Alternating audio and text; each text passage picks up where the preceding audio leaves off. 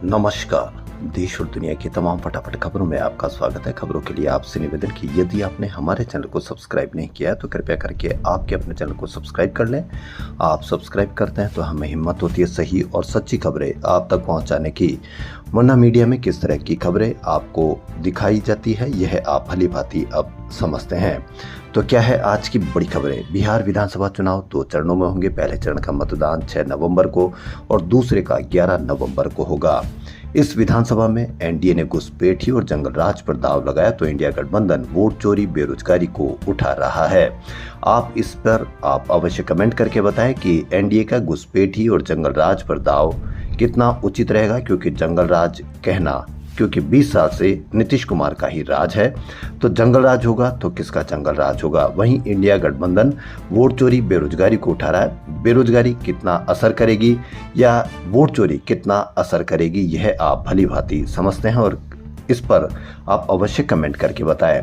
कांग्रेस ने आरक्षण में 50% सीमा खत्म करने, सभी निजी सरकारी कॉलेजों में आरक्षण देने, SC, ST, OBC, EBC के आवासीय भूमिहीनों को भूमि देने जैसे ऐलान किए हैं। वहीं दूसरी ओर सीजेआई पर जूता फेंकने की कोशिश, गवई ने केस नहीं किया, वकील रिहा हो गए। जी हां, बड़ी खबर, वकील रिहा हो गए। जी हां, ये बड़ी खबर। सुप्रीम कोर्ट में सोमवार सुबह 11:35 पर चौंकाने वाला घटनाक्रम हुआ। 71 वर्षीय एक वकील राकेश किशोर ने अदालती कार्रवाई के दौरान सीजेआई BR गवई की तरफ जूता फेंकने की कोशिश की। पूछताछ में आरोपी वकील राकेश किशोर ने माना कि वह सीजेआई BR गवई की भगवान विष्णु पर की गई टिप्पणी से नाराज था, इसलिए विष्णु पर सीजेआई गवई की टिप्पणी से नाराज था। क्या आप इसको उचित कारण मानते हैं कि किसी पर भी कोई भी कोशिश की जा सकती है? आप इस पर अंदाजा लगा लीजिए कि वकील रिहा हो गए और यही कोई ऐसा जूता फेंकने की कोशिश किसी दूसरे ने की होती तो क्या पूरा मीडिया इस पर उदारता दिखाता? इस पर भी आप अवश्य कमेंट करके बताएं। सुबह से शाम तक पूरा मीडिया किस तरह से जबरदस्त तरीके से कवरेज करता, इसको आप समझ सकते हैं और यही अंतर आपको समझना है।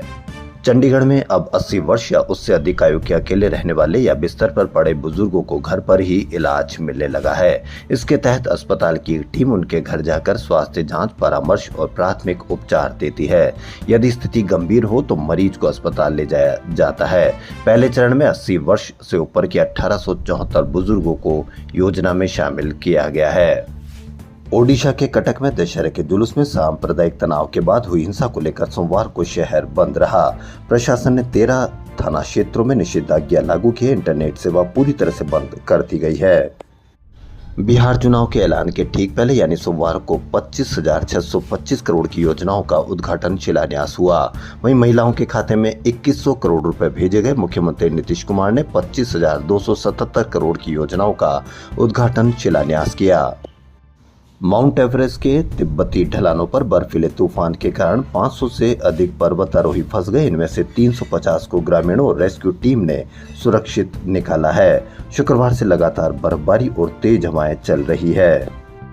फ्रांस में बड़ा सियासी संकट पैदा हो गया। फ्रांस के PM सेबेस्टियन लेकोर्नु ने सोमवार को 27 दिन में ही इस्तीफा दे दिया। फ्रांसीसी लोकतंत्र के 236 साल के इतिहास में यह पहली बार है जब किसी PM ने इतनी कम अवधि में इस्तीफा दिया है। लेकोर्नु ने रविवार को ही कैबिनेट का ऐलान किया था, लेकिन इसमें पिछले PM बायरो के मंत्रियों को ही रिपीट किया गया था। इसके चलते प्रमुख विपक्षी दल लेकोर्नु का विरोध कर रहे थे। लेकोर्नु को मिलाकर फ्रांस में पिछले 22 महीनों के दौरान 5 PM अपने पद से इस्तीफा दे चुके हैं।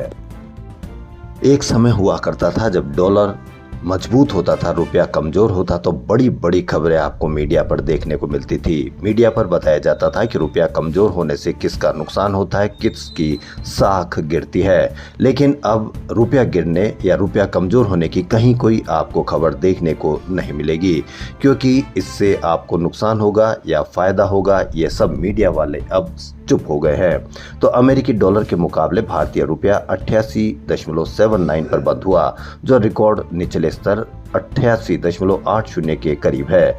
अमेरिकी डॉलर इंडेक्स में उछाल और अमेरिकी इंडिया व्यापार तनाव के कारण रुपए पर दबाव बना रहा है। लेकिन अब आपको इससे कहीं कोई फर्क नहीं, क्योंकि रुपया कमजोर होता है तो मीडिया वालों ने बताया कि इससे आपको फायदा होगा और आप इतने नासमझ शायद हो गए हैं कि मीडिया जब बताता है कि रुपया 60-62 रुपए पर था तो आपको नुकसान होता था, वहीं 90 रुपए के पास जाने पर भी आपको फायदा होगा, तो या तो वो पहले झूठ बोलते थे या अब झूठ बोल रहे हैं। देश और दुनिया की तमाम फटाफट खबरों में फिलहाल इतना ही। यदि आपको हमारा चैनल पसंद आए तो लाइक, सब्सक्राइब और शेयर अवश्य करें। धन्यवाद।